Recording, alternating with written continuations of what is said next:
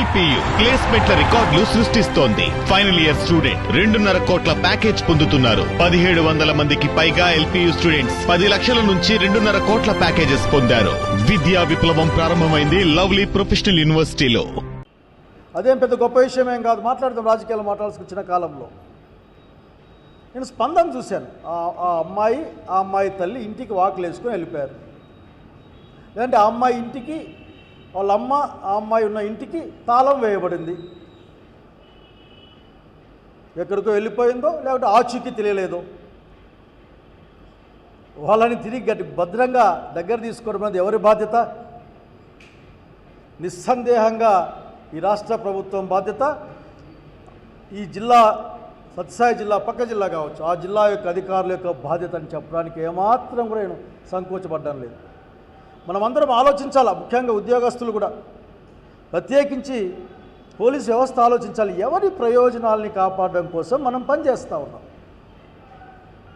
Complaint నాకు శ్రీధర్ బాగా తెలుసు. నాకు ఆ సిఐ కంప్లైంట్ ఇస్తే యాక్షన్ తీసుకుంటాం, ఎంక్వైరీ చేస్తామన్న వార్త నేను చూశాను. ఎవరు కంప్లైంట్ ఇవ్వాలి? యాక్సిడెంట్లు పాపం చనిపోయిన వాళ్ళ నాన్న కంప్లైంట్ ఇవ్వాలా? లేక నెలల పర్యంతం భయపెట్టి వీడియోలు కూడా తీసినామని చెప్పి వీడియోలు ఉన్నాయని చెప్పుకుంటూ భయపడ్డ ఆ అమ్మాయి ఇవ్వాలా? లేక మతిస్థిమితం పూర్తి స్థాయిలో బాగాలేదన్న ఒక అంటే మెంటలీ నాట్ వెల్ అన్నదాని నుంచి ఇవ్వాలా? ఎవరు ఇవ్వాలి? ఏం అనుమానం కింద తీసుకెళ్తాం కదా.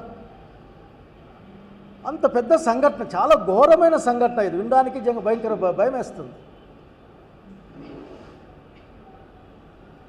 అటువంటి ఒక జుగుప్సాకరమైన సంఘటన జరిగిన తర్వాత ఎందుకు మీరు ఆ నిందితులు అనుకుందాం, పోన్లే నేరం నిరూపించబడేంత వరకు ప్రతివాడు నిందితుడే అని మాట్లాడే భాషను తీసుకున్నా అనేక పేర్లు బయటకు వస్తున్నాయి కదా. ఇప్పటికే అనుమానాస్పదమైన అనుమాన లిస్టోటి బయటకు వస్తూ ఉంది కదా.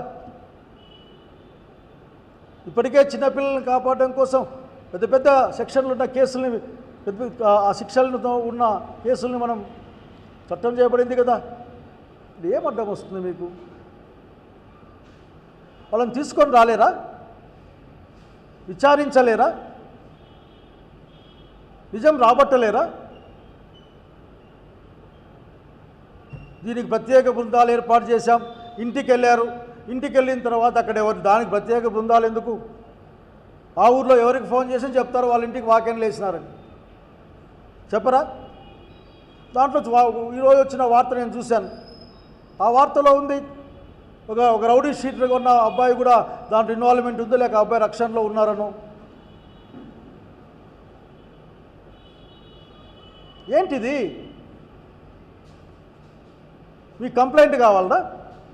మా సత్యసాయి జిల్లా యూనిట్తో మాట్లాడి, వైసీపీ యూనిట్తో మాట్లాడి రేపే మా పిల్లకాయలు పోయి కంప్లైంట్ ఇస్తారు. కావాల్సిన చోటు కంప్లైంట్ ఇస్తారు. అంత దూరం తెచ్చుకోవాలా మీరు దాన్ని? ఏమైనా